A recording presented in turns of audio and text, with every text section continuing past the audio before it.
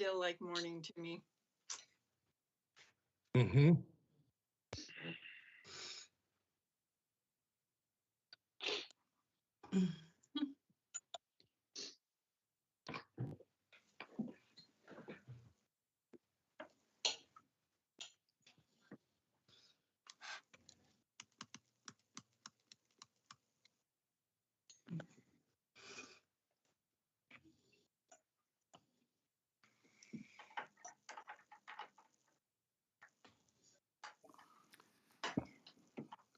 Good afternoon, directors.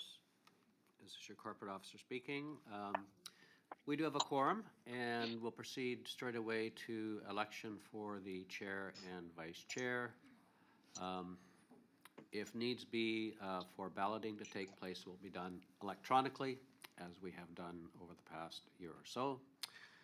So without further ado, may I please call for nominations for position of chair?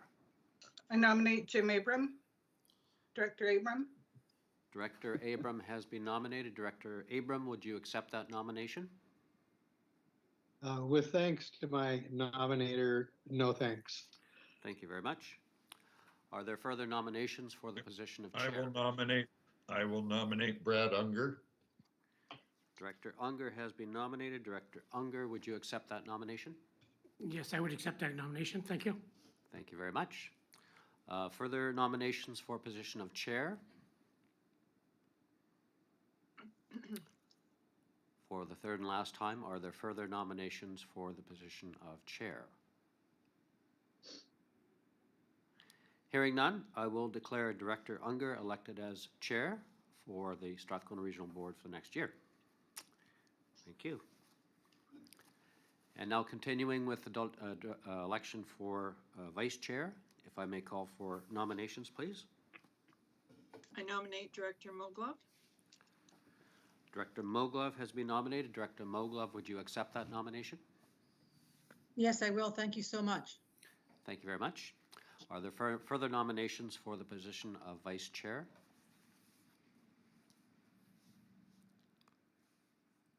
For the third and last time, any further nominations for the position of vice chair?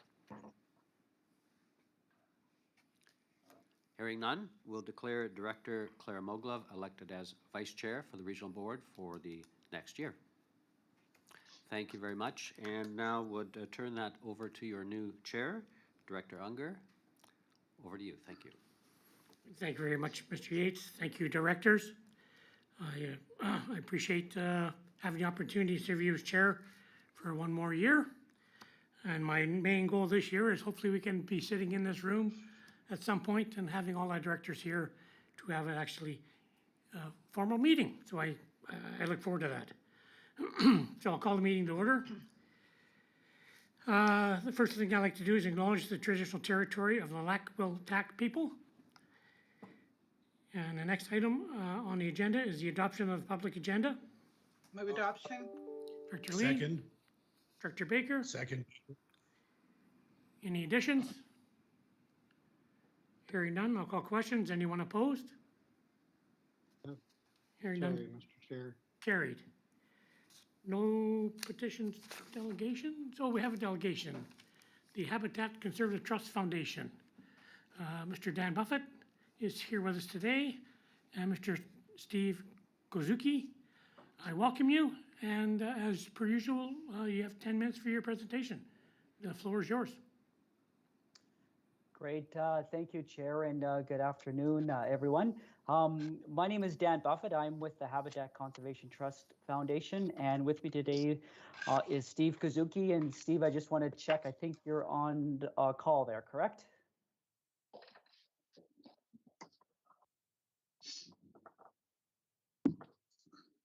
Steve? Okay. Maybe not, or he's just having trouble connecting, but I just want to confirm that you can see the presentation I've just shared my screen. Yes, we can. Perfect, great. Well, as I'd mentioned, today really the presentation is talking about two organizations that are working together that are investing in the Strathcona Regional District, and essentially we are grantors that provide funding for fish and wildlife habitat within the regional district. So just want to give you an update this afternoon about what we're doing and some of the projects that are going on in the area. As I mentioned, I'm the CEO here at the Habitat Conservation Trust Foundation, and really our goal is we provide funds for conservation projects throughout BC and within the regional district here, and as well providing some education about BC's freshwater fish and wildlife. And Steve, are you on the line? And if he was here, then Steve would talk about, he is also with another organization, with the Forest Enhancement Society of BC, and their focus is advancing environmental and resource stewardship of BC's forests. So they're particularly focused in the forest, and he is the executive director. Together, our partnership has been working since 2016. We at HCTF, we're a proposal-driven organization. So each year we receive nearly 400 to 500 proposals for funding for fish, wildlife, habitat enhancement throughout BC. We have a technical committees that review each of the proposals. And Fpsbc has some similar mandates in terms of investing in the forests and wildlife. And so what they've chosen to do is they've committed $5.8 million to HCTF since 2016. That then allows us to invest and fund more projects throughout BC. To give you a couple ideas of projects within the regional district that both organizations have co-funded, one is the management and restoration of Roosevelt elk. So some of you will be familiar with some of the programs with elk, of the relocation program from Sayward to other parts of the Lower Mainland, and doing a number of inventories on elk as well to improve their management. Supporting the marmot work in Strathcona Park. So both our organizations have funded the foundation there, doing a lot of good work to restore that population of marmots, as well as a community project, the Go Bats program, which the BC Conservation Foundation leads. And it's an outreach. You can see one of the photos here of reaching out with people in the community, talking about bats, how to protect their habitat, and just reduce some of the fear that does exist in the area. HCTF, we are a nonprofit charitable organization. We actually began in government back in 1981, and so this year we are celebrating our 40th anniversary. However, 2007 is when we left government and became the independent society that we are today. We were funded, we still remain funded substantially by hunters, anglers, trappers, and guides who back in 1981, they were paying licenses for fishing and hunting and trapping, and they said, we're willing to pay a surcharge on top of that to go above and beyond what the government pays. And that money comes directly to HCTF. Since that time, we've been expanding our funding base beyond the surcharge, working with partners like Fpsbc. And since that time, we've invested nearly $195 million throughout BC on over 3,000 projects. And in the bottom right-hand corner, you're just looking at a map of these are the projects that we've invested in this last year to give you a sort of a breakdown or geographical breakdown of typically where projects are funded. This year, HCTF, it was a record year. We invested $9.3 million, which is the most we've ever invested in a single year for 250 projects. And then as you scale that down onto Vancouver Island, it's a little over $1 million in 33 projects. So a couple, again, some examples within the regional district is funding the Steelhead stock study in Gold River. That's been a really long-term project and provides a lot of important work about steelhead and the information on an annual basis. I talked about some elk work as well too. There's another project that we funded that's funding a couple estuaries, the estuary in Sayward there, the Salmon River, some work right in the estuary there, restoring some habitat, as well as up at the Quatsi estuary near Port Hardy as well too. On our education side, we've funded a number of facilitators who work with teachers in that K-12 area, helping them adapt and provide resources for them to help kids connect with nature, providing some grants to help with transportation as well. And a lot of our online resources are really being used, especially throughout the COVID pandemic, for a lot of families and communities of just helping their kids connect and get out.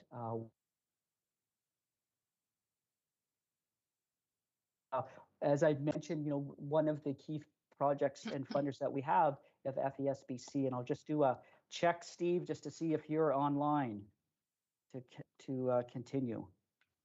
And not hearing anything, I'll just continue and give my, I guess, very broad overview of Fpsbc, just on behalf of Steve. And so, as outlined there on the slide there, they've been around since 2016. They've invested nearly $240 million in projects, and really their projects focused on the habitat are one, preventing and mitigating the impact of wildfires is one of their core objectives, improving damage in low-value forests, improving habitat for wildlife, which is the big connection with HCTF, and also supporting the use of fiber from damage in low-value forests.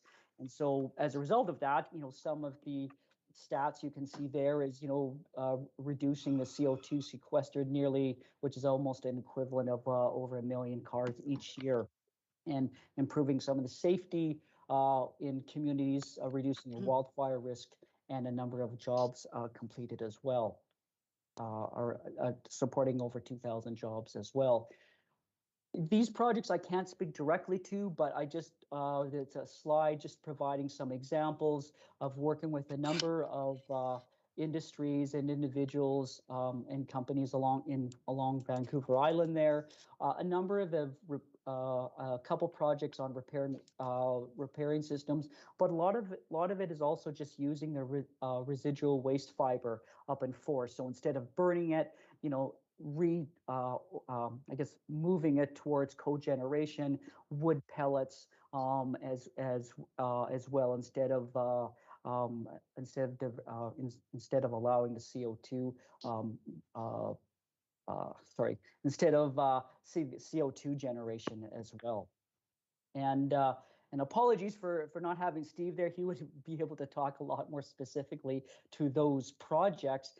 And that's really just want to end it there. Again, it's just an update providing all of you with the funding of both our organizations, investing with those leaders in your community who are actually carrying out all this great work in there. And again, we want to, recognize all that work that you work with the leaders in the communities. And if there's any time, happy to answer any questions that you may have.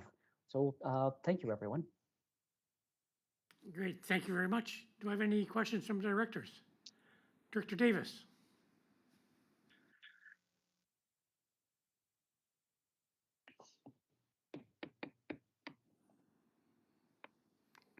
Director Davis, do you have a question? You're muted, Martin. You're muted. There you go. Go ahead, Martin.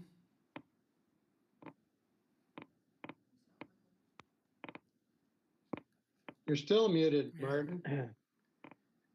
He's not muted, he just had some audio issues Yeah, there. he's got some.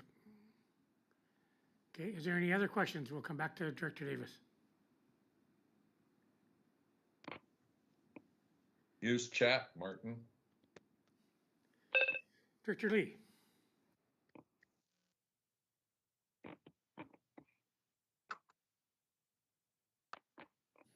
Director Lee, you're muted.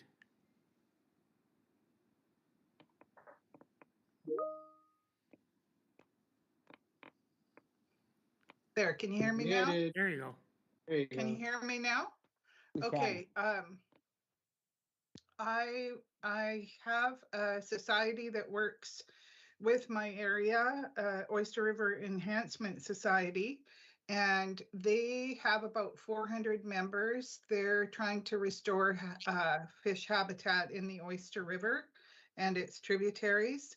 And it would be, they do educational programs with the school kids And they have a program for the John Howard Society that brings teenagers out to the hatchery to do work related trail building, moving fish from one channel to another. I've been out there working with them at one time, and they have there's a lot of community benefit to the education that the Oyster River Enhancement Society provides.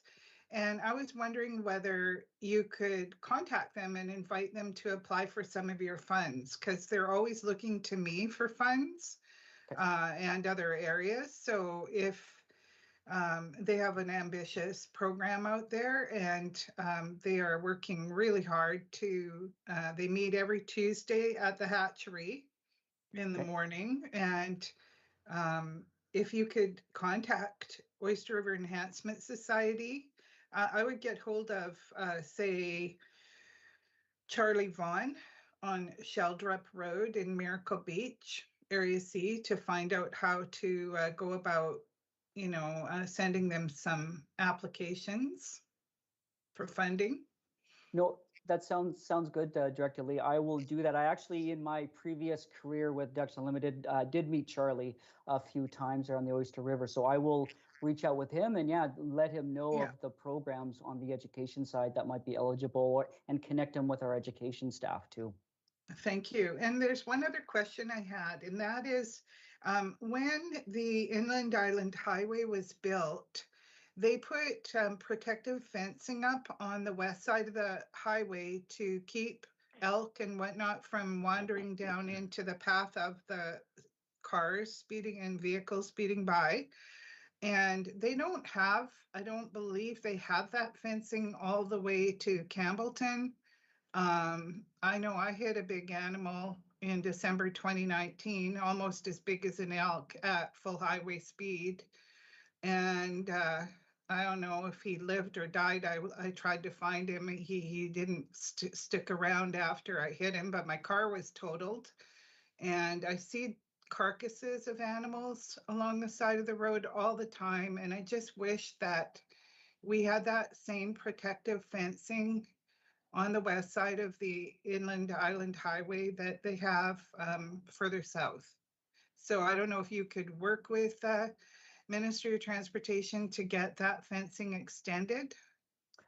Sure. What I can do is, we don't work directly with them on that, but I can definitely pass along, the concern. I have to say, hey, I was here with the regional district, pass that concern along, and ask I know there's a working group, my understanding, of a few provincial staff on that, and at least pass that along to say that's still an outstanding and concern. So I'm happy to do that. Thank you. Okay. Thank you, Director Lee. Is there any further questions? I don't see any hands up. So, Mr. Buffett, I appreciate your time today and give us an update on the projects and programs you're running. And we thank you very much for doing so. Great. Thank you very much for the opportunity, and have a great afternoon, everyone. Great. Thank you. Take care. Motion to receive report. So receive. Go. Director Abram and Director Lee, I think I heard. Wally. Director Wally. Questions? Anyone opposed? Seeing none, carried. Adoption of the minutes for the regular meeting on October 20th. Motion to receive. Move receipt, Evans. Director Evans. Wally. Director Wally. I think it's supposed to be adoption. Yes. Yes. Sorry, isn't that what I said? Move adoption. Sorry, Evans. adoption. Sorry. New date and new job. Any discussion? Call questions. Anyone opposed? Carried. Any business arising? Any public considerations? None. Chair's report. I've got a couple. Could we see the agenda, Mr. Chair? Director Wally, go ahead. Could we see the agenda, please? Oh, sorry.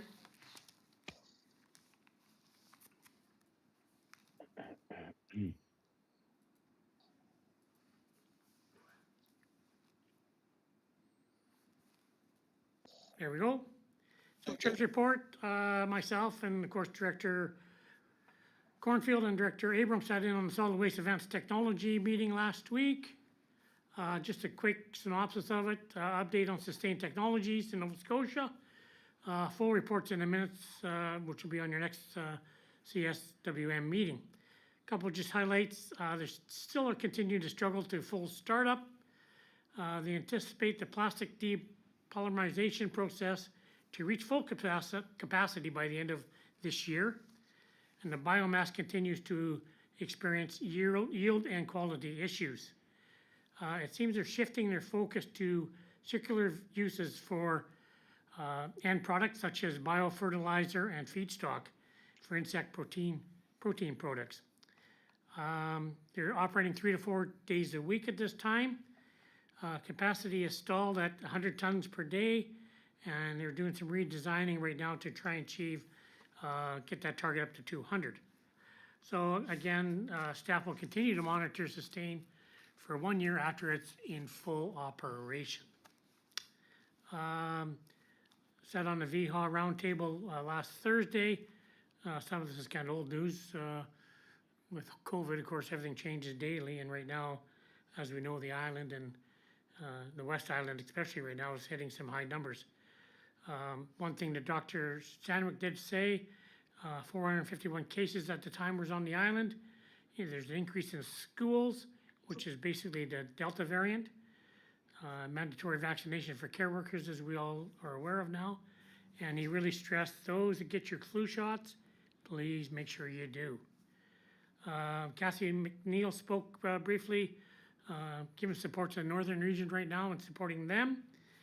48 new cases, 28 in critical care, and of those 48, 100% of those are unvaccinated people. Last Friday, Connected Coast, as the board's aware of, and most of the regional directors are aware of. We had a nice announcement last Friday from Mr. Beers. Mr. Simmons was here, and of course, MLA Babchuk was here to do the kickoff of our Connected Coast project. Thanks to them, thanks to the federal and provincial funding, and I'd like to also thank CEO of City West, Bob Long, CEO Dave Leach, and Stefan Buzelin for all the hard work that you've been doing the past years. Also want to thank the board of directors of the Connected Coast project. Ben Hyman was there, Rod Nugent was there, Shannon Bakey was there, so thank you for attending. And to all you SRD directors and staff that showed up to support the project. You fellow directors, I thank you all for attending this very exciting special day. After many years, it looks like we're putting the lines in the water and away we go. My last item, I think everybody's seen the news as of yesterday. Mr. Conroy, the Mystery of Flinroe, announcement yesterday. Some big changes coming in old growth. It may give us some grave concerns for the entire island.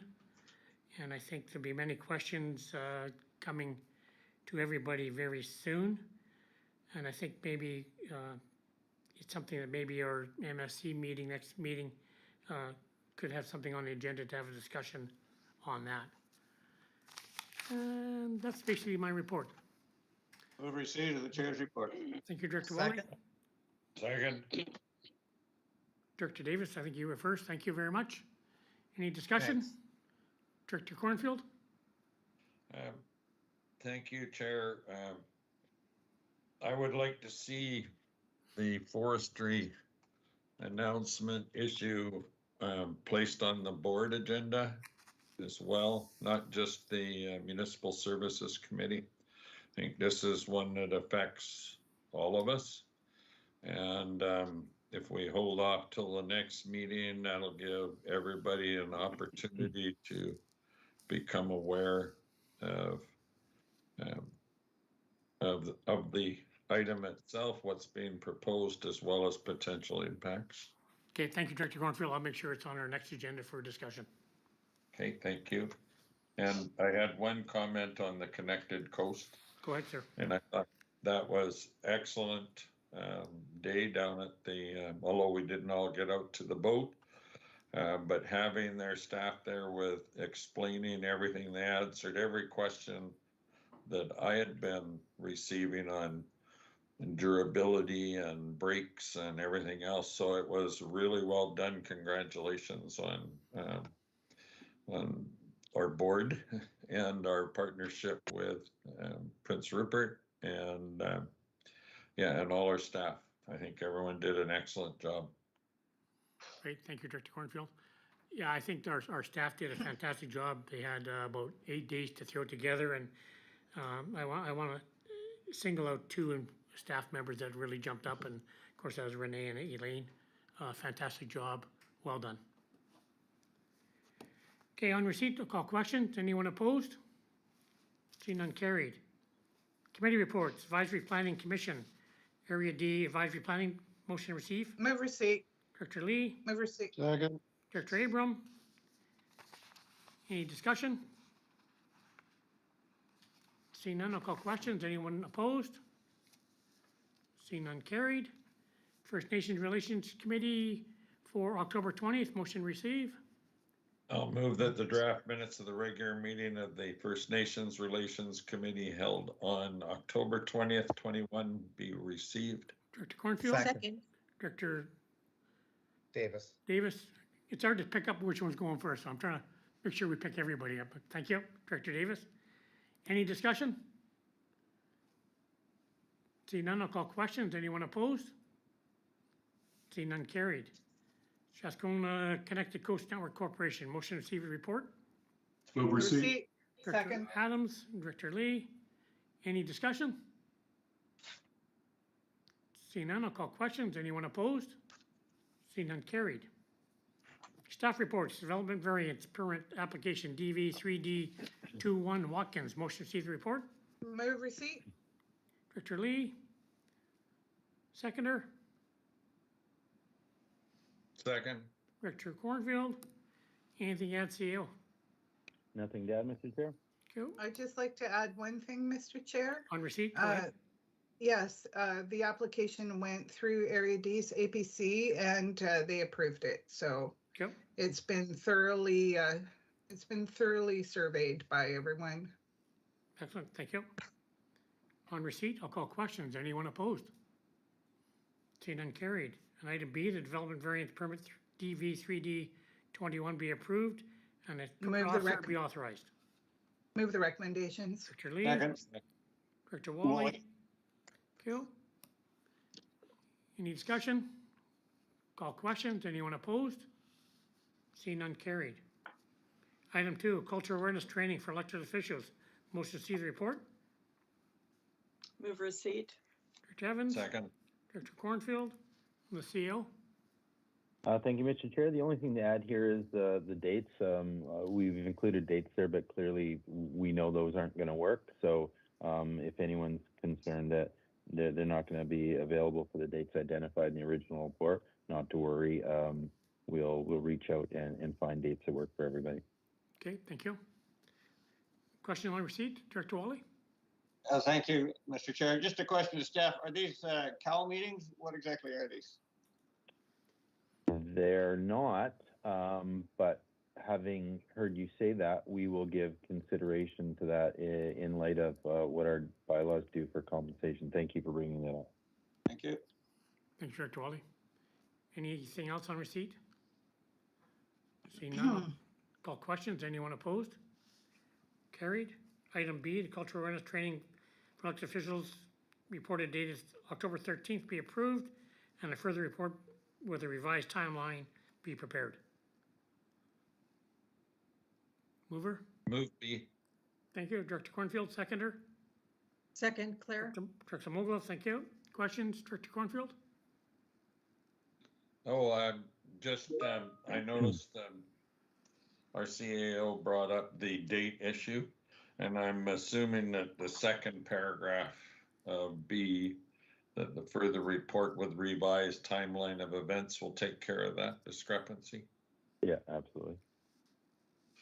Thank you. Director Wally? Oh, I'm sorry. I didn't take my hand down. Okay, no problem. Director Lee? I just wanted to know, I know Vancouver Island Regional Library has put on some training events for trustees that wanted to participate. And I think they had about 500 people sign up for some of the events and all together, like outside of the trustees as well. And the LGLA, they should be sponsoring some of these education sessions on, you know, UNDRIP and the rights and reconciliation for First Nations. Like they should be putting on for all elected officials that want to participate through LGLA. And I know that we have 10 bands in our region that maybe have specific needs. I don't know why we're doing it all alone without these other bigger organizations helping to fund and produce these meetings. So my question is, why aren't we going through LGLA or one of the other organizations that's already working on this? Go to CEO. Well, I suppose we could reach out to that. I mean, we're looking after our own regional district. We have our First Nations coordinator. We have a First Nations committee with a terms of reference and a mandate. Part of that mandate is to provide training to staff and elected officials. And again, we're focusing on our regional district. We're happy to extend invitations, of course, if there's organizations like Vancouver Island Regional Library that want to participate. We've done some cultural awareness training with staff that included the CVRD, the City of Campbell River staff from all the member municipalities. That was quite good. So if there's a desire to, invite other organizations, happy to do that. But at this point, again, looking at internalizing the training for ourselves. But we're happy to take direction if that's what it is to look at programs offered by the province if they're available. I just wanted to say that the Vancouver Island Regional Library had a facilitator named Bob Joseph that attracted over 500 participants in the meeting on cultural awareness training and UNDRIP. So, having a very experienced and interesting presenter would help to spread the word, basically. So having participated in it from a staff level, I can say the facilitators are fantastic. It was excellent training. Okay. Good, thank you. Director Cornfield. Thank you, Chair. To me, the whole thing is about cultural awareness over our regional district. When you look at three major language groups, the Nuu-chah-nulth people on the west coast, you've got Kwakawaks on the northern half, the east coast, and Coast Salish. Each of those cultures has differences, and it's important that we are cognizant of the differences. When you try and go in because I've attended many, especially when I was with the province on cultural awareness, trying to make cultural assumptions on something that's applicable over the whole of Vancouver Island Regional Library area is a lot different than what is the culture of, say, Cayuga Checklesett or Cape Mudge or Comox. There's all differences, and I think it's really important that we concentrate on those that we will be working with and that are our partners in it as well. So I think we need to keep our training focused on our people and our issues. Thank you, Director Cornfield. And Director Moglove. Yeah, thanks. I'll be really brief. I totally agree with Director Cornfield's remarks. I really like the idea of a tailor-made program for the Strathcona Regional District, and it's complex enough at the Strathcona Regional District. I think we'd get more out of it. That would help as we move forward. So totally supportive of what's being proposed. Thanks. Thank you. And Director Evans. Yes, thank you. And very briefly as well, just very supportive of the report that's come forward. I think an added value is what's been represented in the report of those individual full day, half day meetings with First Nations separately. I think that just, again, is a great opportunity to build a relationship. And as much as it's cultural awareness training, I think it's about relationship development and building. And the way that this plan's been worked out, I think it really lends itself well to accomplish that. Thank you. Great, thank you, Director Evans. I don't see any further hands up. So I'll call a question on B. Is anyone opposed? Seeing none, carried. Item 3, Comokas First Nation Cultural and Heritage Policy. Motion to receive the report. Motion to receive. Director Lee, seconder. Director Colburn Second, Abram. and the CEO. Thank you, Mr. Chair. Nothing to add. Cool. On receipt then, I'll call question. Is anyone opposed? See none, carried. And B, that report on the implications of the regional district of formally acknowledging the Comokas First Nation cultural and heritage policy be prepared for the board's consideration. Need a mover? I would move B. Director Cornfield, second. Second, Evans. Director Baker, thank you. And Director Cornfield. I think it's, thank you, Chair. I think it's important that we refer it to staff for a more wholesome report. I think they have their culture and heritage policy. How it impacts the function and operation of the regional district is something that staff need to put together for us. So I would urge the board's support for this motion. Thank you, Director Cornfield. Don't see any further questions. I'll call question. All those in favor, anyone opposed? See none, carried. Item 4, Clues First Nations Treaty Advisory Committee. Motion to receive the report. Move receipt. So moved. Lee and Abram. And the CEO, anything to add? Thank you, Mr. Chair. So at our last board meeting, we had a presentation by Mur, and came to light that we have a vacancy on our Klahoose TAC.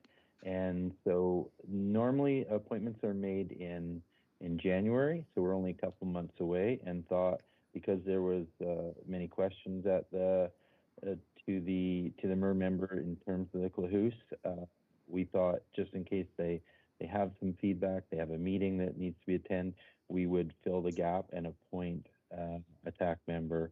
And this report is for the chair's direction to make an appointment that is supported by the board. Great, thank you. On the seat, I'll call question. Mr. Chair? Yes, Director Wally? Yeah, I had my hand up there. I was just going to say I have a suggestion for Part B when we finish receipt. Go. Director I have Abram? my hand up also, Chair. Go. Okay, so call question on Yeah, receipt. Anyone opposed? I have Mr. Chair. Okay, go ahead. On receipt? Go ahead, Director Anderson. Sorry, thank you. I'm just wondering why this is being recommended by staff now. There's been a Klahoose treaty table for some time, and I've been aware for years that we have not filled this seat. Was it specifically a request by Mur that this seat be filled? Why is it coming forward now? I'll go to CEO. I think basically it came to our attention that the Klahoose may have been meeting, and we didn't have an advisor appointed to that TAC. We haven't been contacted in terms of them having any treaty meetings, so I'm not sure they did. And many don't. I think John McDonald is the only TAC member we've had in the last few years that has attended a meeting because we have not been advised of any. So I'm not certain, again, Clahoos has had any, but it's appropriate for us to. So I wasn't certain they were having treaty meetings, and it wasn't on our list of appointments, but now that's come to our attention, I think it's appropriate to appoint a TAC member for the Clahoos. Okay, thank you. Director Abram, do you have on receipt? No, I'll wait till B. Okay, on receipt, I'll call questions. Anyone opposed? Seeing none carried. And on the On B, B, Chair, just, Director Abram be appointed to the Clahoos First Nation Treaty Advisory Committee to represent the interests of the regional district for the remainder of 2021. okay, Second. so hang on. I didn't even get there yet. So as I was about to say, directors, according to the CEO and to Mr. Yates, this is an appointment that the chair makes. So this time I'm putting forward that I'll appoint Director Cornfield as he's the chair of the First Nations Committee for the remainder of 2021. Any discussion? I'll second that. Joe? Any discussion? So, hang on, Mr. Yates? Mr. Chair. Just a sec, Jim. Mr. Yates? Thank you, Mr. Chairman. Is this an appointment or a motion? Because I heard there was a seconder, so if it's a matter, if it's a chair appointment, then it's just for information. If it's going to be a resolution of the board, then we need to move or add a seconder. Okay, so my take on it, it is an appointment by me, the chair. So I don't need to move in a seconder. And can I have that clarified with you, Mr. Gates? Yes, that would be correct. If it's going to be a chair appointment, of course, the board can always challenge that or whatever, but typically a chair appointment is not subject to a board resolution. Okay, thank you. Director Cornfield. Yes, and just so everyone's really clear, this is just till for the end of 2021, correct? That's correct. So it's only a matter of 2 or 3 months at most, and I'm not sure there will even be any meetings in that time frame. That's but correct.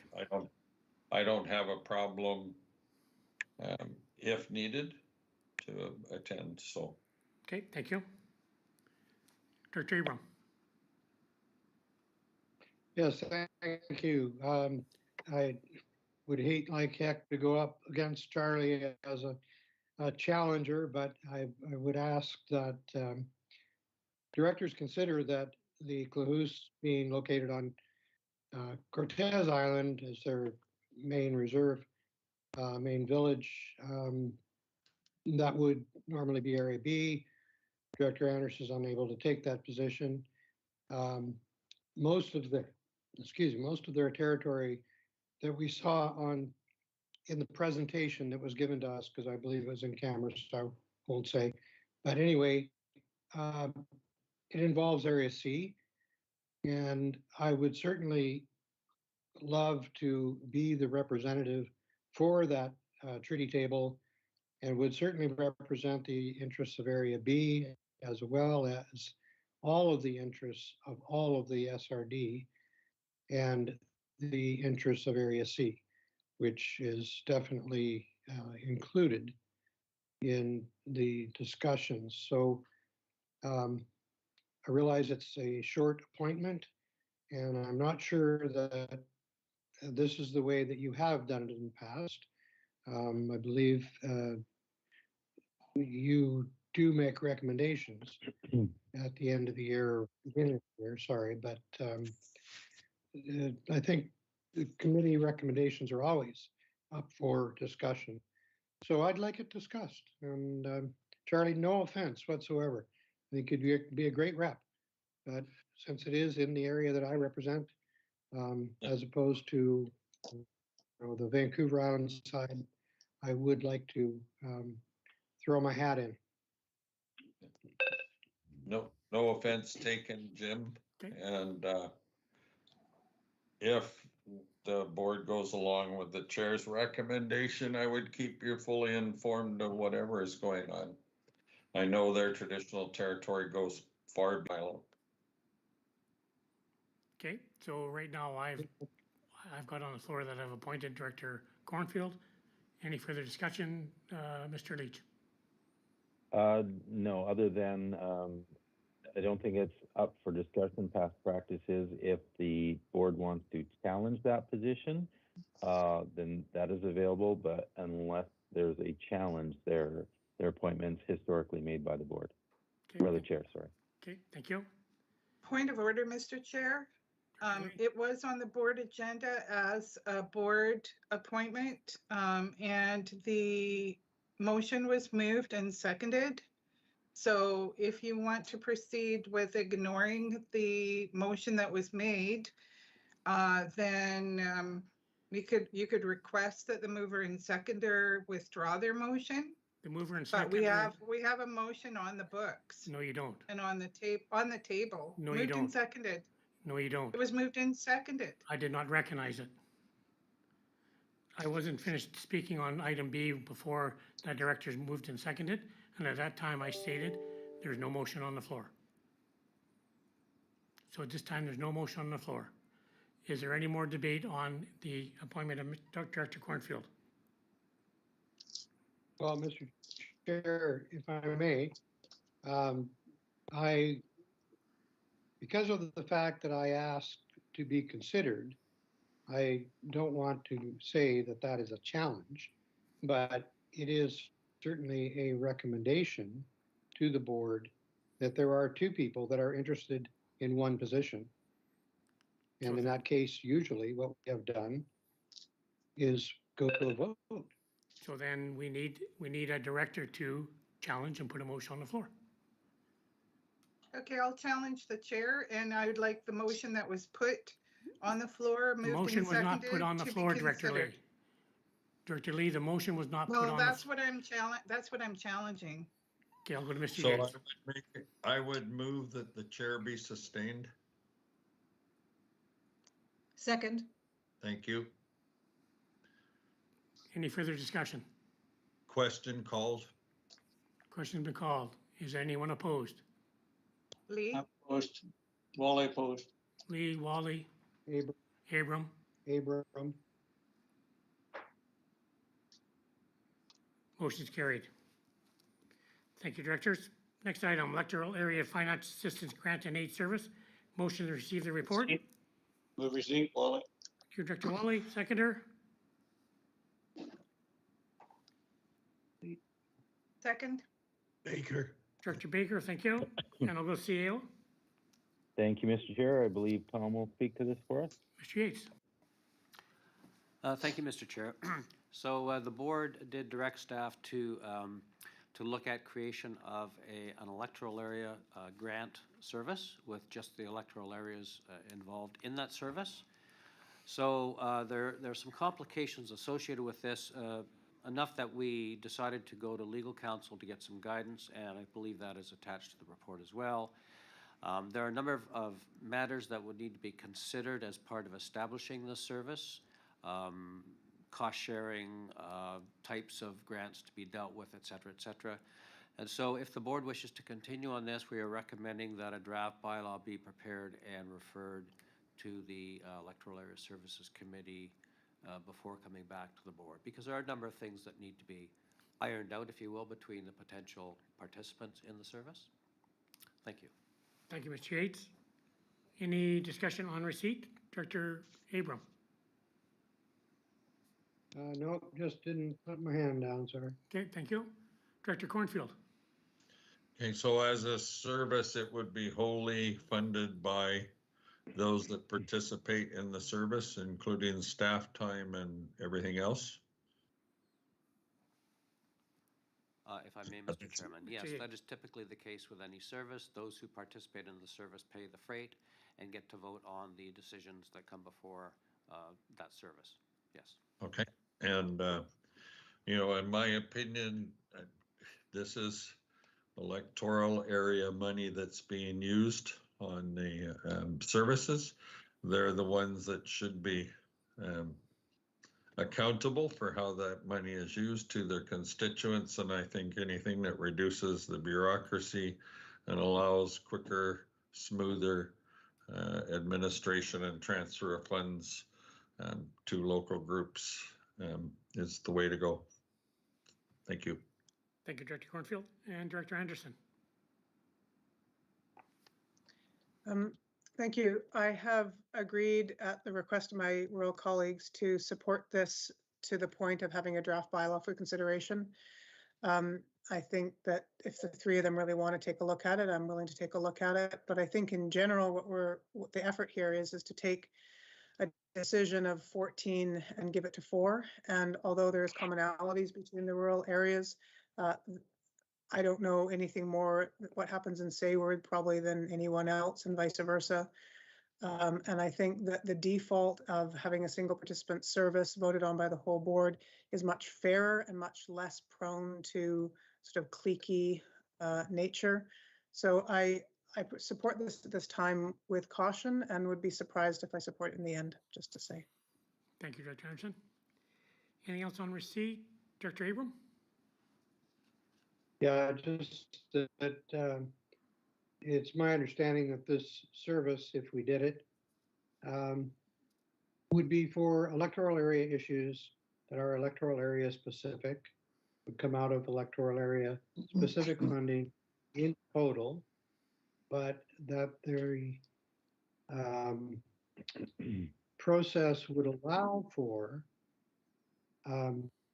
those would be services within that electoral area, but the process would allow for services that were more regional or outside of an area. Let's just put it that way. So if what I do every year, Brenda does every year, things like the museum, the art gallery, the John Howard Society, people like that, we would be able to fund those services, which are outside of our area, through the standard regional service, which we already have in place. So we would have 2 ways of funding, and we would not be cutting off our nose to spite our face, and still be able to, continue to fund organizations that do good for everybody in our region, not just do good for people in our own areas. So I think it's a worthwhile exercise to come back with a bylaw that outlines the details that people seem to need in order to establish this. But I think it's also going along with our direction over the past couple of years of sort of compartmentalizing things to a degree. If it's electoral area specific, well, let's put it into electoral areas. If it's not, then let's keep it, more regional. Okay. And I think that's what we've been doing. We've been doing it successfully, and I'd like to see us continue. Okay, thank you. And Director Lee, did you have on? No, your hand's down. Okay, so on. I have my hand up, actually. I don't know, keeps going down.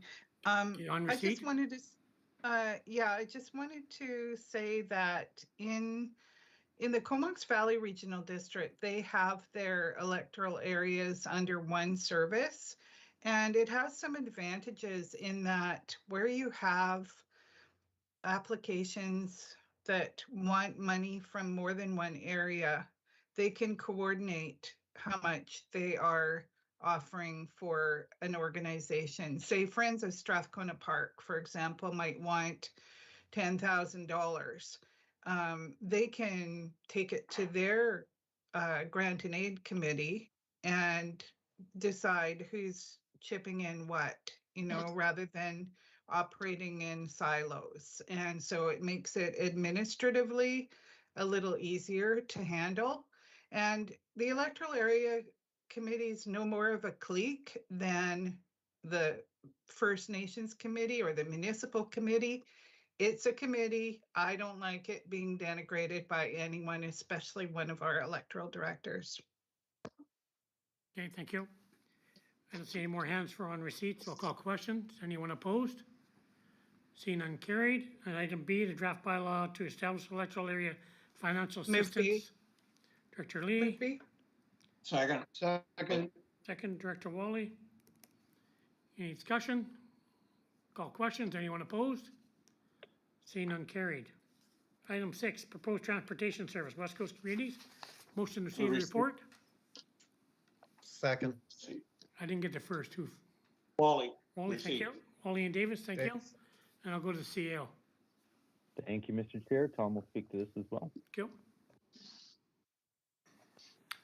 Thank you, Mr. Chairman. So I believe it was a month or two ago, the board asked for or directed staff to prepare a follow-up report to a request that had been received from the village of Tassus, which was looking at a rideshare service between that community and Campbell River, and felt that it would be better to look at coordinating for a number of communities on the West Coast. And so what this report attempts to do is to, pardon the pun, provide a bit of a roadmap for what the board might want to look at further if it wishes to go deeper into this topic in terms of setting up a service. There are a number of things that really need to be attended to from the opinion of staff before we get anywhere close to having the ability to cost out what this is going to look like, whether there's going to be taxation involved or not, what communities would be served, et cetera, et cetera. So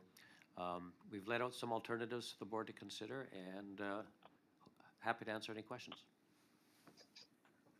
Thank you, Mr. Yates. Any discussion? I don't see any hands up. Director Lee. I think it's up Oh, from, no, sorry, that's just leftover hand up. thank you. There we go. Okay, don't see any discussion.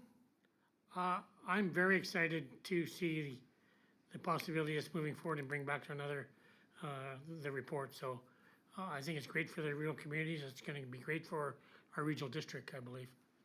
Director Davis.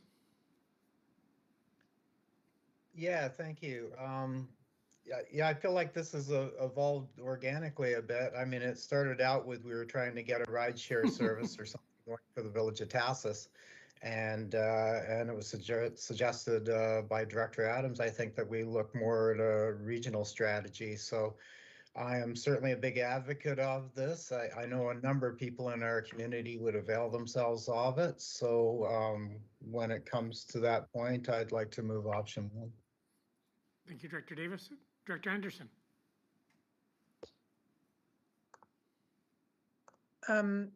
Thank you. I know that there's a Cortez Transportation Committee that I have not yet referred this to or had a chance to speak with. I imagine there are other such organizations in our respective communities that have an eye to transportation. I would like a little bit more time to sit with this. I certainly don't want to delay action. And if the directors feel like option 1 would sufficiently encompass that, so be it. But I wouldn't mind deferring this for a couple of weeks and getting the comments from our respective community leaders on this one. Thank you. And Director Cornfield. Thank you, Chair. I support this one entirely. I think it's a great idea. I think if it encompasses the outlying communities and gets people working together on seeing what solutions are, and it may be ride share to common pickup points, bus routes. It could be any number of different combinations and permutations of a transportation system that allows better connectivity. I think it's a great idea. Thank you, Director Cornfield. And Director Abram. Yeah, just if this is going to become a basically quote unquote bus service, then hopefully you'll be looking at the current orders for vaccination passports to ride the bus. Okay, thank you. Any further questions? I'll call a question on receipt. Is anyone opposed? Seeing none, carried. And Director Davis. Move option 1. Second. Moved in second, option 1. Any discussion? Director Abram? Nope, leftover. Director Wally? Yes, perhaps I'm mistaken here, but this looks to me like we're considering a regional district service. Is that correct? Ultimately, it would, yes. Okay, so my comment on this is like so many regional services that come up. This would be better served as a sub-regional service for those areas that wish to participate, because obviously there's going to be some areas that will not participate, like Area A. And if you are intent of pursuing the full regional service, it just isn't going to fly. They might as well start off in the first place by doing a report that's realistic. Okay, Mr. Yates? Thank you, Mr. Chairman. Just for clarity, if this motion passes, then we would be looking into what makes sense from the perspective of the board's previous direction, which is for West Coast communities to connect into Campbell River. I have no preconceived notions as to who would or would not be involved should there be a need to support this through property taxation. I think a lot of that will depend on who is being served by this proposed service. So right now, for example, Area C, Area B, Area D, for the most part, not really part of this. So I think a more accurate description might be sub-regional, whatever that looks like. Thank you, Mr. Yates. Director Coburn?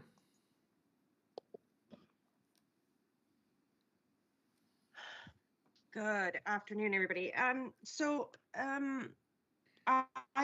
definitely interested in seeing, it would be interesting to see who the users are. I know that in the implications in the report, of course, it's, we have many people here who don't have reliable transportation, who maybe aren't comfortable, getting in a car with just some random person, which is what often happens. We just put it out on a social media and just kind of hitchhike to town, essentially, if we need a ride, or get someone to pick up things for us.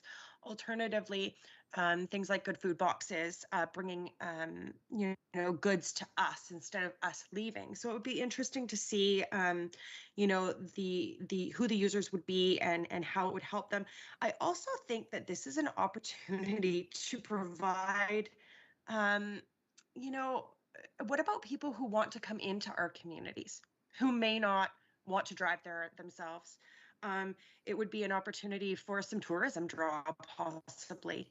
And so I think I'm definitely interested in seeing the results of this. It would be great for others to see the beauty of, maybe Area A while they're driving into Zabalis. That would be fantastic. Thanks. Thank you, Director Coburn. And Director Lee. Thank you, Mr. Chair. I am more supportive of the communities that need these services, being able to organize them from their communities. And as Sayward is doing, they have a bus and they have volunteer drivers. And I haven't heard a lot about what Sayward's doing, but it sounds like it's working. And of course, Area D already pays for transportation service with BC Transit and Campbell River and Courtney, so we can connect from Area D both ways to Campbell River or Courtney, but we pay quite a pretty penny for that service. It's like $120,000, I think, a year.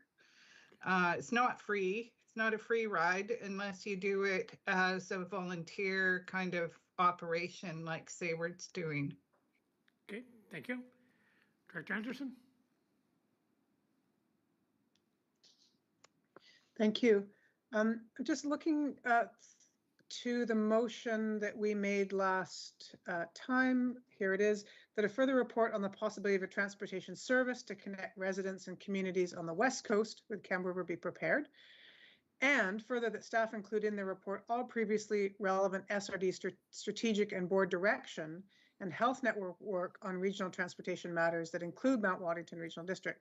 So what I see here in this report is the first half of that motion, which brings us information about the West Coast communities, which is fantastic. And I certainly do not begrudge having a feasibility study done for West Coast communities to connect into Campbell River at all. It would be great. I would, however, like to see the second half of that motion completed, because I do know that in previous strategic plans and in previous staff reports and work plans, there has been work done on the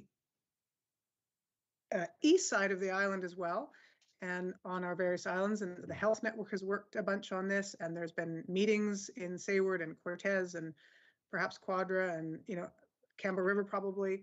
So I'm looking to be able to pull from all the good work that this organization has already sponsored, and that's indeed what the direction from the board was. So I'm wondering where this leaves that further regionality, and if staff intend on completing the second part of that board direction and how we can support that to be. Because I don't want us to move forward just on this one and leave the rest of the regional district out, given that we've been at this for, I don't know, 6 or 7 years or something.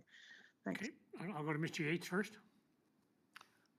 Thank you, Mr. Chairman. I must admit, it was staff's interpretation that Part B of the previous board response was really within the context of Part A. In other words, everything to do with West Coast communities and providing some options for their ability to connect with Campbell River, not to extend the study into East Coast and south of town and all of those things. It was really to focus on the West Coast communities and all of the history involved that we could find in relation to those initiatives involving those communities. So if we made a mistake there, fair enough, but that was the interpretation that was given to that. Okay. Mr. Yates, it was I that made that amendment that was supported, I think, unanimously, and there was some discussion around that. So that is my error if I didn't make that abundantly clear in the wording of it. My intent was certainly at a regional nature, not just at a West Coast nature. So how could we as the board, if the board wants to clarify that so that there would be all of that good work we've done at a regional nature brought forward? Because that was certainly my intent. If I may, Mr. Chair, jump in here. So when I read the second part of that resolution, that it's all one sentence that includes strategic direction and health network work on regional transportation that includes Mount Waddington, because the discussion was around if we're going to look at running a West Coast service, let's look at what Mount Waddington has done and see if there's some synergies there as well. It wasn't about SRD strategic direction. So if that's what the intention of Director Anderson was, then I would have put a period after matters on the second resolution, because to me, it's all tied into what we've done in relation with Mount Waddington. And the reason I included Mount Waddington is because I know they just have a whole bunch of work behind them. If the punctuation meant that we had a completely different understanding of things, I'll own my part of it. My question is, how do we get that larger question, which I think was the board's intention, back on the table? Well, Mr. Chair. Oh, sorry. Director Cornfield? Director Davis moved option 1. Correct. I seconded that, and that's what's on the floor. Correct. And option 1 doesn't talk about the previous motion. That's what the previous motion is, what brought this report onto the floor.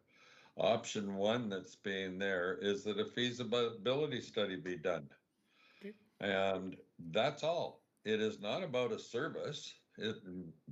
So Director Wally, you can relax and cool down. It's not about focusing in on that. It's about a feasibility study being done. And that's what it is. And I would like to see and make a potential amendment here that it also includes working with all Indigenous communities in that West Coast area. I think they are an important component and need to be considered in that study and to gain their input, thoughts, and ideas as well, right from the very start. Okay, thank you. I appreciate that. And correct me if I'm wrong, staff. I would just assume that the First Nations communities would be included. Absolutely. Yeah. Okay, thank you. Okay, so I had one more first timer, and that was Director Baker. What I was going to mention, an age-friendly ban, speaking to area director. Ban, and right now it strictly serves the village, can be reached or signed. CAO is working on with the valley in terms of the legalities on that. So that's the only service that we provide here. Okay, thank you. Sub-region, thank you. So second time, I've got Director Wally. Thank you, Mr. Chair. Yeah, a little different than Director Cornfield's interpretation. I see this as a feasibility study to study the feasibility of a transportation service. So I would like to move an amendment. Perhaps it's friendly, perhaps it's unfriendly. Just one word between transportation and services to stick the word sub-regional. Second, Abram. That change the motion. And if I might speak to that, Mr. Chair. Okay, go ahead. So the one word change has been moved and seconded by Director Wally and Director Abram. And Director Wally, go ahead. Thank you, Mr. Chair. This is just simply to clarify what the intent of. Oh, you're breaking up, Director. Clarified, this is probably a sub-regional service. Okay. And this just clarifies that that's what it is. Thank you, appreciate that. Any further discussion? Director Anderson? Thank you.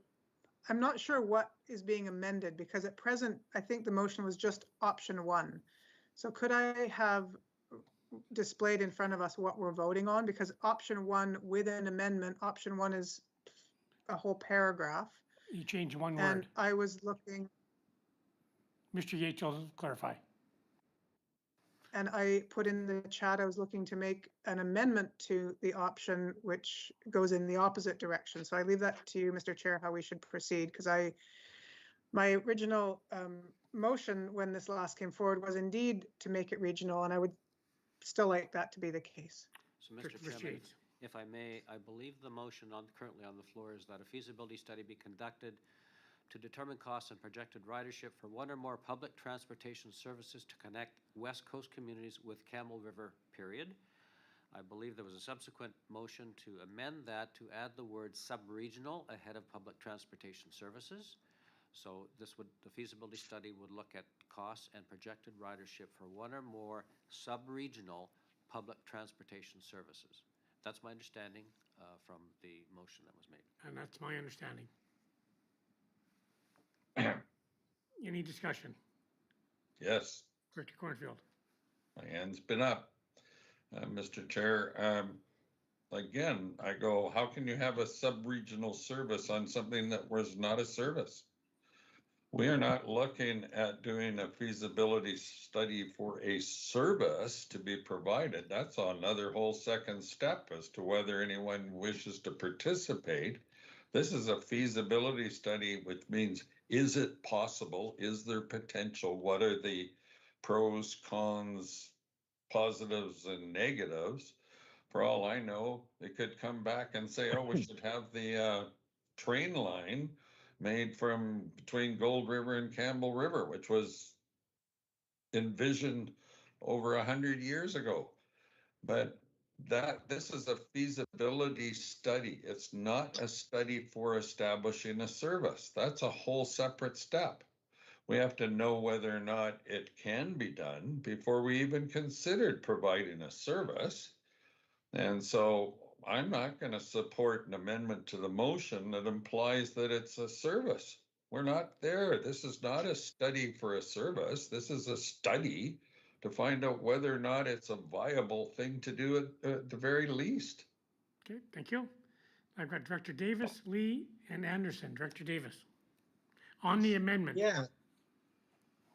Well, I was just going to point out that it's sort of implicit here that it is a sub-regional study, as it does mention connecting West Coast communities with Campbell River. Now, my assumption there is West Coast means West Coast of Vancouver Island. We are talking Zabalas, Assis, that sort of thing. So I think it's already implicit in option 1. Thank you. Thank you. And on the amendment, Director Lee. Thank you. Most regional districts call it a transit service, and it is a sub-regional transit service, just as some of the other directors have said. And I think it makes sense to call it that because, and you need to know that because if you're going to study something, you need to know the field of study to apply the feasibility to. I mean, it's limited to the West Coast, transiting to Campbell River and back. It's not regional, it's sub-regional. So I think it makes it clear. And as far as Director Anderson's, On the amendment, you know, yeah, okay, I won't go there, but that could be a whole different feasibility study correct, for the islands. correct. Okay, Director Anderson, on the amendment. Yeah, I just really didn't think this was the direction we were trying to go in. I truly thought we were trying to have a regional conversation. We've been having a regional conversation for years, and we have one letter that came in from one municipality, and then we seem to have sidelined years worth of work at a whole regional level for this particular thing. So You're not on the amendment. On the amendment motion.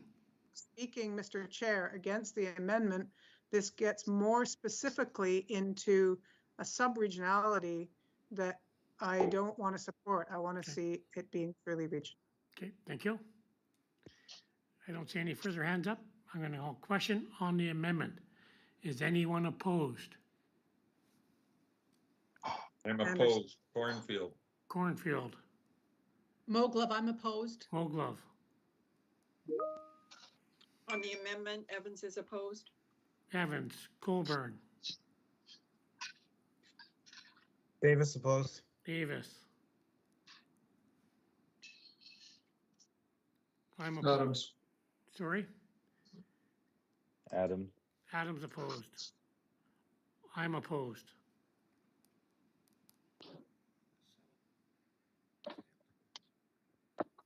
Motion has failed.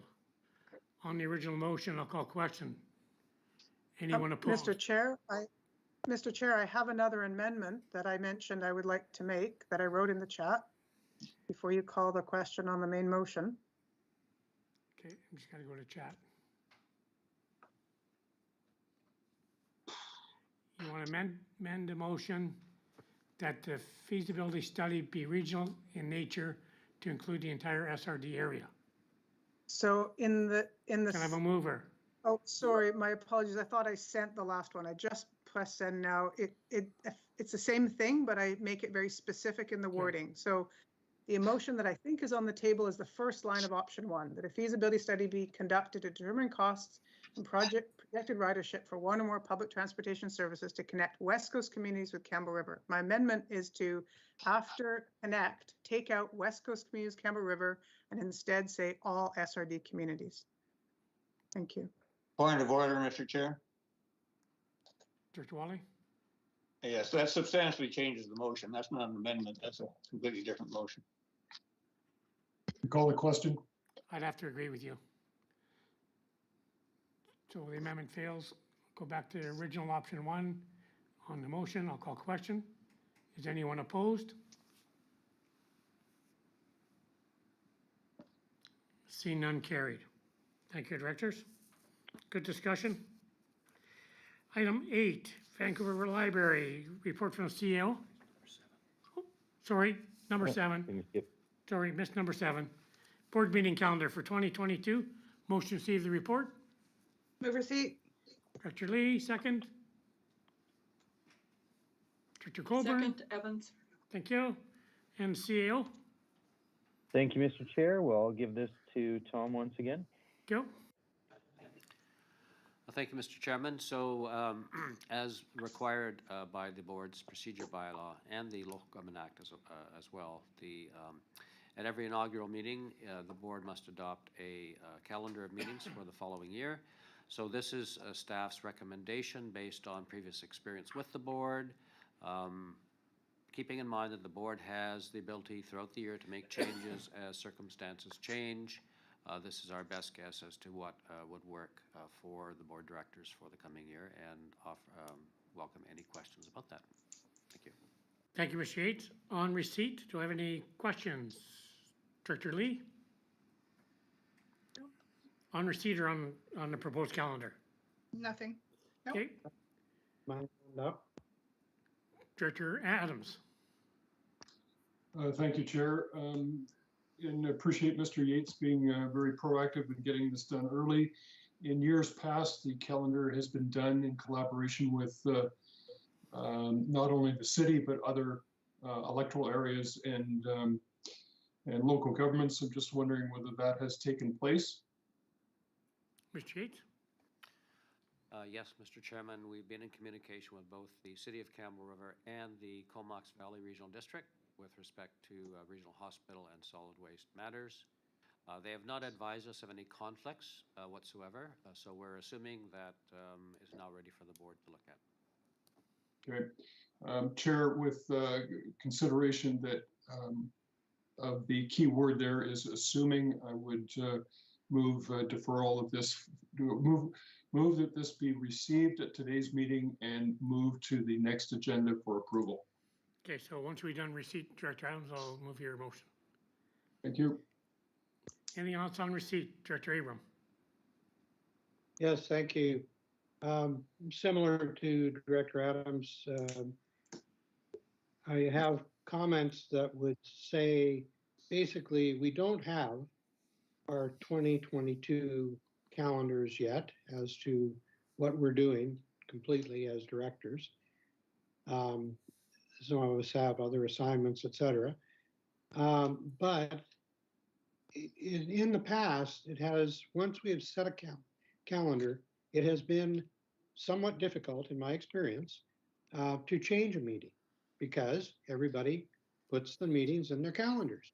And then once they're in the calendars, they book other meetings around them. So changing becomes a problem for everybody. And I don't think that anybody would disagree with that. The suggestion I would make is this is a procedure bylaw. This is not, statute from the on high at the municipal affairs. It's in our procedure bylaw that we adopt this calendar. I would like to make it a just one word change, a draft calendar of board meetings for the following year. Okay. Yes, and that's what the point is. Line 1 of the executive summary in the receipt is procedure bylaw requires that the calendar of board meetings, and I asked that, could it say draft calendar of board meetings for receipt? And then Director Adams also had a subsequent motion, which I would support. But I think if we make it draft, then we are not making it set in stone on this day without the proper information that we need for the coming year. Yeah. Okay, thank you. Mr. Leach. I just wanted to remind the directors, it is November. We only have 2 more meetings after this, and we do not have any meetings scheduled for January. So when Director Abrams says a draft, we need to adopt the calendar pretty soon. This follows in line with all the historical meetings that all the other municipalities, library, solid waste, hospital have. So this is a template we're moving forward with that we have for years, and it's quite likely that they're going to continue on that. So I just advise you, if you want the procedure bylaw to change to read this as draft, we don't have many more opportunities to adopt this year a calendar. Okay, thank you. On receipt, I don't see any more hands. I'm going to call question. Anyone opposed? Seen none carried. And item B, or Director Adams? Thank you, Chair. I'm just going to make a motion that the approval of the 2022 schedule calendar be placed on the next regular SRD meeting for approval. Second. Director Abram, thank you. Abram. Thank you. Is there any further discussion? Seeing none, I'll call question. Is anyone opposed? Seeing none carried. Thank you. Item 8. Item 8, appointment Vancouver Island Regional Library. Motion to receive the report. So moved. Director Cornfield, second. Second Evans. Director Evans, thank you. On receipt, call questions. Anyone opposed? See none carried.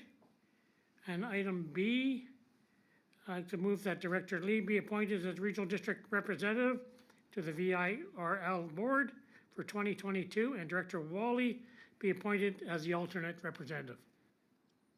Second, moved. Dave. Are Okay. these, is this another chair appointment? Correct. Well, Moved by can I Director, speak to that? okay, I've got mover Director Davis. Do I have a seconder? I seconded that. Thank you, Director Abram. I want to go to Mr. Yates. Well, thank you, Mr. Chair. I'm just confused. Is it a board resolution or a chair appointment? Because I don't think it can be both. If the board wishes to challenge or sustain the chair's decision, that would be one thing, but if the chair is recommending these directors be appointed, and the board is now making a motion to do that, that's fine. That's, okay, thank you for clarifying. That's my recommendation. Thank you. So everybody's clear. It's my recommendation that Director Lee and Director Wally be appointed to the library board. So I'll make that motion based don't on your need a motion. recommendation. Yeah, we Second? don't need a motion or seconder on don't. that. Okay, No, any discussion? it's, Well, I do believe that the Library Act says that the body that's appointing the representative needs to appoint them. Not just the chair of the body, but the whole body needs to appoint whoever gets selected to the Vancouver Island Regional Library. And in this case, the 4 electoral directors are the ones who are sponsoring this service for the regional district. And of course, all the municipalities, they appoint their councils appoint their own representatives to the library board. So normally, we've always had the whole board vote on who gets appointed and who the alternate is. Okay, so. And then yeah, Okay. that's normal. Okay, it's my recommendation, so I'll leave it up to the board. We're I looking. would, I Director- would move that the chair's recommendation be sustained.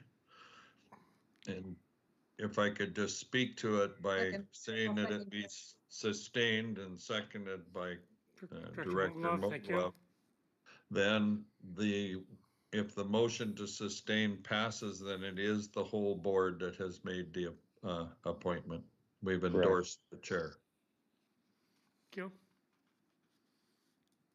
Any discussion? So Question on Director Cornfield's motion being sustained? Just one point of order, Mr. Chair, to be a little bit picky. How can you move to sustain something that's never been challenged? Yeah, Good point. I thought Mr. Director Yates? Lee. Yeah. Thank you, Mr. Chairman. A motion to sustain is in fact a confirmation, if you will, that the board accepts the chair's decision.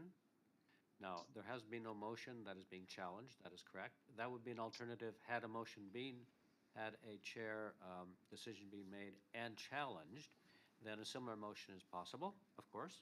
But in this case, I believe it is whether the chair's decision to have Directors Lee and Wally appointed to the VIRL, whether that would be sustained or not. And if not, then the floor is still open for further discussion and direction from the board.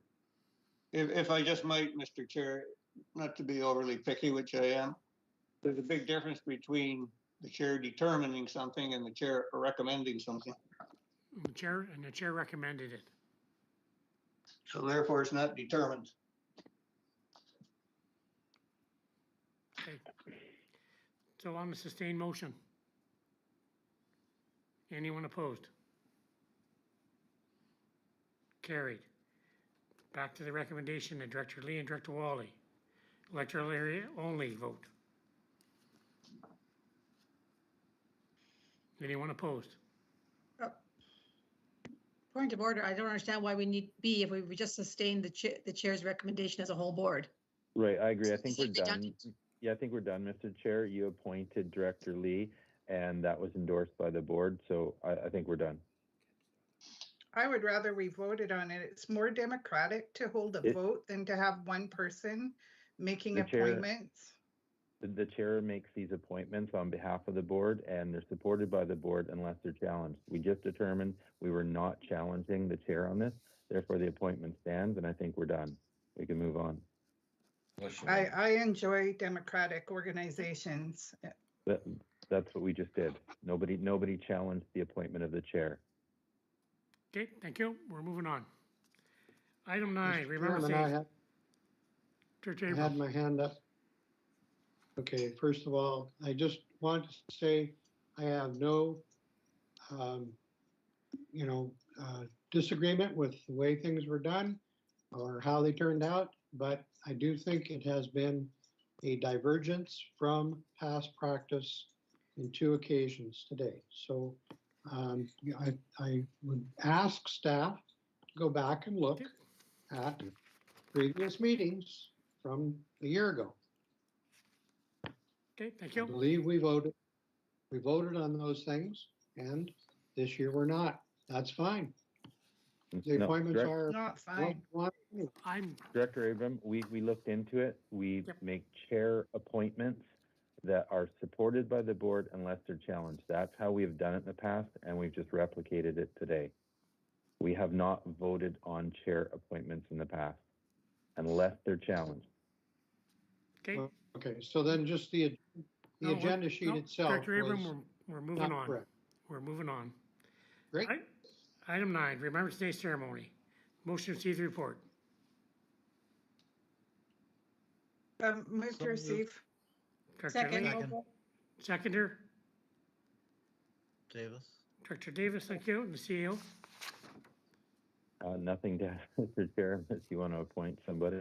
Okay, thank you. No, thanks. I'll call question on receipt. Is anyone opposed? Seeing none.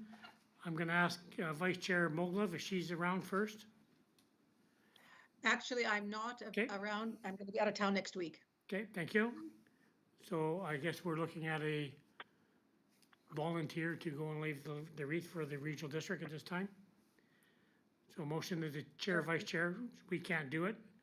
So then a director, would I anybody? nominate Director Lee if she's available, or Director Adams if he's available, Well, you can't do both, which one? or both. Director Lee, are you available? Yes, I could do it. I always lay the wreath for the regional district, so, I don't know exactly when it is. I'm actually waiting for a notification for surgery on Okay. my eyes, and I don't know when that's going to happen. They just sent me a letter yesterday saying, be ready, because you're on the wait list now. Okay, so then what I would ask but, then, I mean, I could fit the wreath in. If I'm allowed to put the wreath on the cenotaph like anytime, I can do it anytime this coming, I can do it on November 11th. okay, thank you. I'm just gonna ask staff, do we know a particular date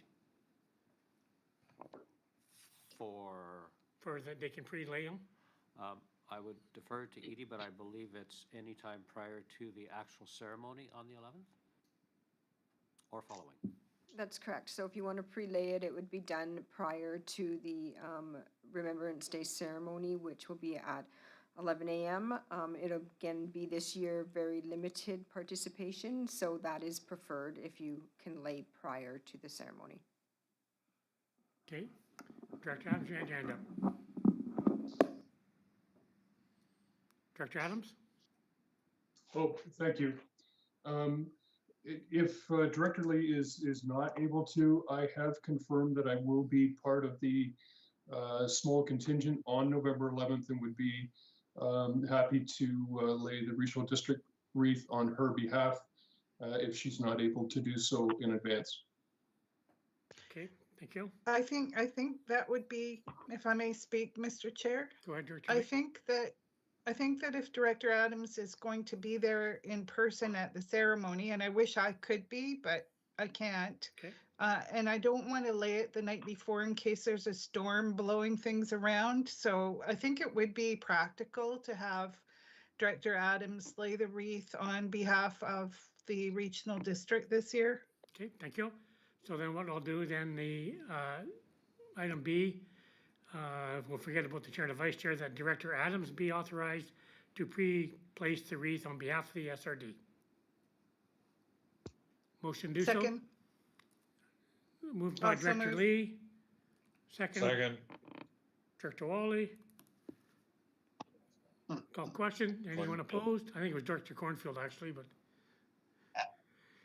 Anyone opposed? Seeing none, carried. No bylaws, correspondence. Item 1, iced tea, Campbell River Revitalization Project, motion to receive. Move recommendations 1 to 3 to accept correspondence 1 to 3. Seconder? I'd like to pull item number 3, please. Okay, so items 1 and 2. Move. Yeah, 1 and 2. Director Lee moves 1 and 2. Seconder? Second. Director Wally? Any discussion? Seeing none, call questions. Anyone opposed? Seeing none, carried. Item 3, Surgeon General's Fire Brigade. Motion that September 24th correspondence be received. So moved. Director Second. Abrams, second by second. Director Colburn, or sorry, Cornfield. Any discussion, Director Abram? Yes, if you could bear with me, normally this should have gone to the electoral area services agenda for consideration and recommendation to the board. Due to 2 factors, I would ask the board's indulgence to make a motion at this board meeting directly to the entire board rather than from a recommendation from the EAs. The reasons being, number 1, if we refer this back to electoral areas, and that will not be considered until January and will then take months beyond that to action, which is typical. That's the next electoral areas meeting, January. Number 2, the author was, just didn't understand the process for submitting to the regional district and sent it directly to the chair and board of directors, which it should have gone to the electoral areas. So this is strictly, this request is strictly to prepare a report, which can be done in a very basic manner to allow them to make decisions on how they would like to proceed with this institution of a fire brigade for the Outer Islands. So I'd ask your consideration for the following motion. And Brad, Edie, and Dave, you all have the motion. Edie, if you could please put it up so the rest of the board can see. We're still on receipt. Question on receipt. Oh. Okay, Question. sorry. Question on receipt. You're calling question on receipt, Director Lee? Yes. Okay. Seconder? Me too. Director Cornfield? Yeah, Yeah, did you second it? second. Oh, I seconded. Abram Cornfield has moved and seconded already. Is there any other questions? There's none? I had a question on the receipt motion, Okay, go ahead. and that's that we have an organization that sent it to the board, and I think that that's appropriate. We're the board. That's who it was addressed to.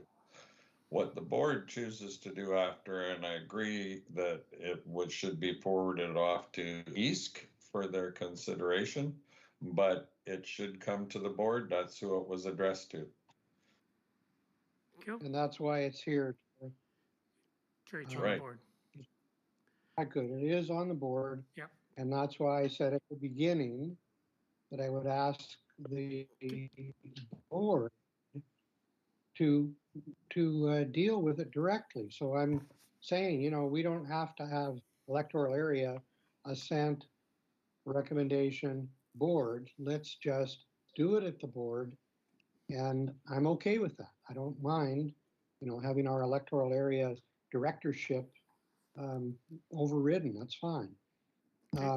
So the motion is that the staff of the SRD. Hold it. Director Abram, you're still on receipt. I thought you called No, sorry. Director Cornfield wanted to speak. Question. Is there anything else on receipt? Go ahead. Questions been called on receipt. Anyone opposed? Seeing none, carried. Director Abram, your motion. And Edie's Okay, putting it so up. all right, so I've already read you the preamble. I don't need to do that again. I'll just, Edie's putting the motion up. okay, so we'll wait for that.